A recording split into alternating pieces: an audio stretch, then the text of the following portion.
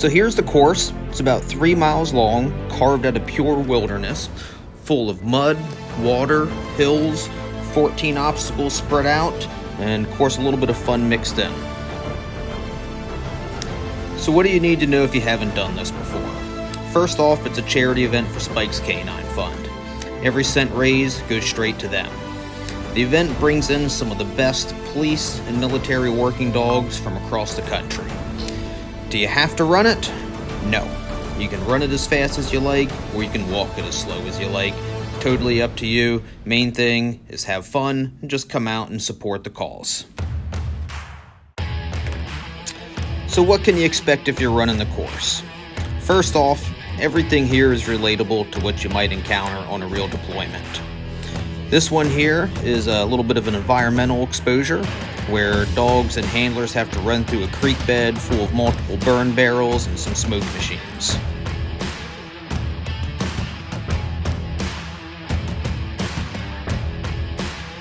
Here we have a SWAT dog charging full speed ahead with the handler or a couple of his teammates running along for support.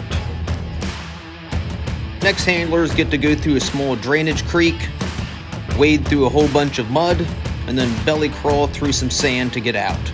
We call this one the wet and sandy.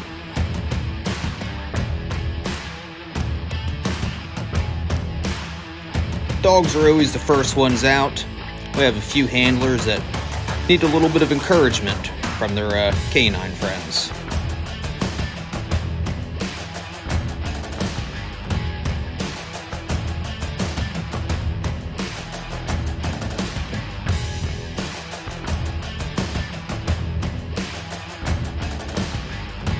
In case you needed some more mud, we got a little bit for you to run through here on your way to the next obstacle.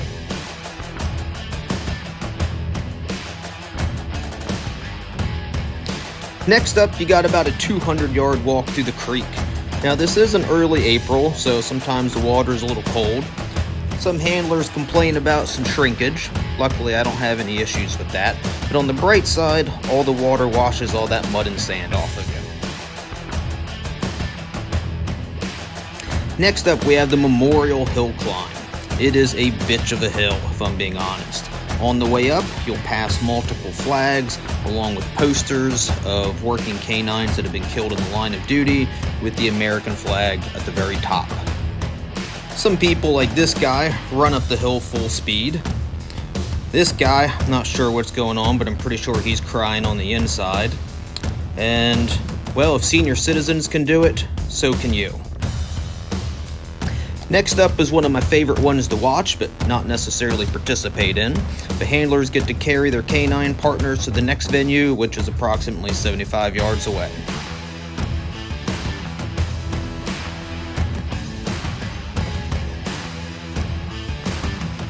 This dog's not sure if he's getting carried or getting a prostate exam.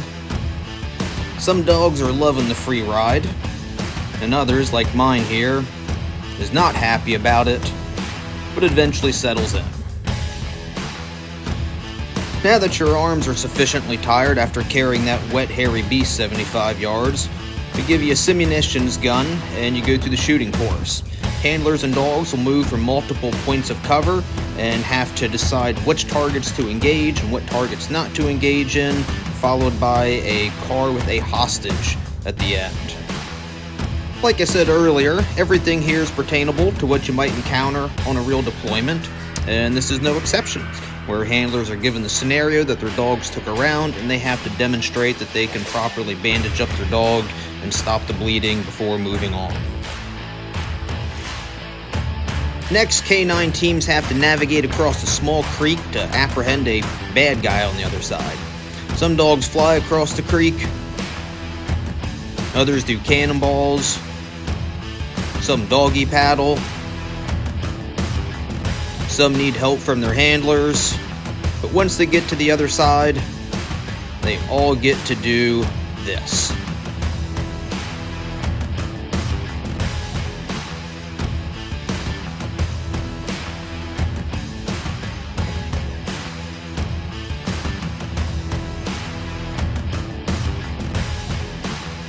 So what else happens on the course? Well, you kind of just need to come out and see for yourself. but I promise you there's a whole bunch of other fun.